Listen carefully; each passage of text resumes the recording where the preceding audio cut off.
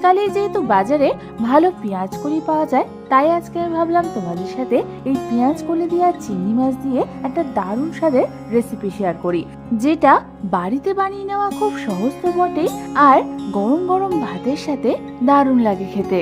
তাহলে চলো আর দেরি না করে রেসিপিটা শুরু করে ফেলি। আর আমি সুস্মিতা তোমাদেরকে আমার চ্যানেল ইয়ামিরস বাংলাতে স্বাগত জানাই। এই রেসিপিটার জন্য প্রথমেই আমি এখানে নিয়েছি প্রায় 200 গ্রাম মতো খোসা ছাড়ানো চিংড়ি মাছ। আমি এখানে ছোট সাইজের চিংড়ি মাছই নিয়েছি। এবার আমি এর মধ্যে দিয়ে দেব হাফ চামচ পরিমাণ নুন, আর দিয়ে দেব হাফ চামচ পরিমাণ হলুদ গুঁড়ো। নুন আর হলুদ গুঁড়ো দিয়ে আমাদের চিংড়ি মাছের গায়ে ভালো মতো মাখিয়ে নিতে হবে। তোমরা দেখো আমাদের চিংড়ি মাছটা কিন্তু ভালো মতো নুন হলুদ দিয়ে মাখানো হয়ে গেছে। এবার এটাকে সরিয়ে রেখে অন্যদিকে আমি গ্যাস জ্বালিয়ে একটা কড়াই বসিয়ে দিলাম, আর তার মধ্যে আমি দিয়ে দিলাম প্রায় 3 টেবিল চামচ পরিমাণ সর্ষের তেল। তেলটা গরম হলে আমি ওর মধ্যে নুন হলুদ মাখানো চিংড়ি মাছগুলোকে ছেড়ে দেব। তারপর আমাদের এই মাছগুলোকে মিডিয়াম ফ্লেমে ভেজে নিতে হবে প্রায় 2 থেকে 3 মিনিট ধরে। 2 থেকে 3 মিনিট পর তোমরা দেখবে আমাদের চিংড়ি মাছগুলো হালকা হাতে ভাজা হয়ে গেছে। এবার আমি এই চিংড়ি মাছগুলোকে তেল থেকে তুলে একটা অন্য পাত্রে নামিয়ে নেব। তারপর ওই চিংড়ি মাছ ভাজা তেলের মধ্যে আমি ফোড়নের জন্য দেব হাফ চামচ পরিমাণ কালো জিরে, 1খানা শুকনো লঙ্কা, আর দিয়ে দেবো 1 চামচ পরিমাণ কুচনো রসুন। ফোড়নটাকে হালকা হাতে কিছুক্ষণের জন্য নাড়াচাড়া করে নিয়ে আমি এর মধ্যে দিয়ে দেবো একটা মিডিয়াম সাইজের কুচনো পেঁয়াজ। পেঁয়াজটা দেওয়ার পরও আমাদের এই পেঁয়াজটাকে মিডিয়াম ফ্লেমে আরো 1 থেকে 2 মিনিটের জন্য হালকা হাতে ভেজে নিতে হবে। পেঁয়াজটা হালকা ভাজা হয়ে গেলে আমি এর মধ্যে দিয়ে দেবো একটা মিডিয়াম সাইজের লম্বা করে কাটা বেগুন, আর দিয়ে দেব 10 থেকে 15টা মতো এরকম লম্বা লম্বা করে কাটা পেঁয়াজ কলি, আর 2খানা চেরা কাঁচা লঙ্কা,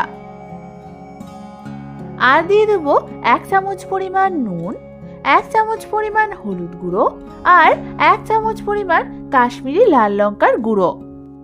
এবার আমাদের এই সমস্ত কিছুকে হাই ফ্লেমে প্রায় 2 থেকে 3 মিনিটের জন্য ভালো মতো নাড়াচাড়া করতে করতে মিশিয়ে নিতে হবে। 2 থেকে 3 মিনিট ধরে ভালো মতো নাড়াচাড়া করার পর আমি এর মধ্যে দিয়ে দেবো একটা মিডিয়াম সাইজের লম্বা করে কেটে নেওয়া টমেটো। তারপর টমেটোটা দিয়ে হালকা হাতে আরও একবার নাড়াচাড়া করে নিয়ে আমি গ্যাসের ফ্লেমটাকে একদম লো করে দিয়ে এটাকে ঢাকনা চাপা দিয়ে কুক হতে রেখে দেবো প্রায় 6 থেকে 7 মিনিটের জন্য। প্রায় 6 থেকে 7 মিনিট পর ঢাকনা খুলে তোমরা দেখবে আমাদের সমস্ত সবজিগুলো সেদ্ধ হয়ে গেছে, আর এর থেকে হালকা জলও ছেড়ে দিয়েছে। এই সময় আমাদের হালকা হাতে সমস্ত কিছুকে ভালো মতো একবার নাড়াচাড়া করে মিশিয়ে নিতে হবে। ঠিক এই সময় আমি এর মধ্যে দিয়ে দেবো ভেজে রাখা চিংড়ি মাছগুলোকে, আর দিয়ে দেবো স্বাদ অনুযায়ী নুন আর স্বাদ অনুযায়ী চিনি। এবার আমাদের সমস্ত কিছুকে হালকা হাতে মিডিয়াম ফ্লেমে আরো 2 থেকে 3 মিনিট ধরে ভালো মতো নাড়াচাড়া করতে হবে।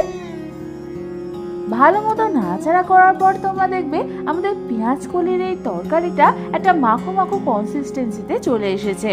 ঠিক এই সময় আমি এর মধ্যে দিয়ে দেবো কিছুটা পরিমাণ কুচনো ধনেপাতা। ধনেপাতাটা দিয়ে হালকা হাতে একটু নাড়াচাড়া করে নিলে তৈরি হয়ে যাবে আমাদের দারুণ স্বাদের পেঁয়াজ কলি চিংড়ি মাছের এই তরকারিটা। এবার শুধু গরম গরম ভাতের সাথে জমিয়ে খাওয়ার অপেক্ষা। তাহলে আর দেরি না করে বাড়িতে একবার পেঁয়াজ কলি ঠিক এইভাবে বানিয়ে দেখো, আশা করি তোমাদের খুবই ভালো লাগবে। এই রেসিপিটা ট্রাই করলে অবশ্যই আমাকে কমেন্টসে জানিও কেমন লাগলো। রেসিপিটা ভালো লেগে থাকলে একটা লাইক অবশ্যই করে দিও, আর এরকম দারুণ দারুণ রেসিপি আরও আমার কাছ থেকে পেতে হলে আমার চ্যানেলটাকে সাবস্ক্রাইব করতে কিন্তু একদম ভুলো না। আজ তাহলে এ পর্যন্তই, আমি আবার চলে আসবো তোমাদের কাছে নতুন কোনো রেসিপি নিয়ে।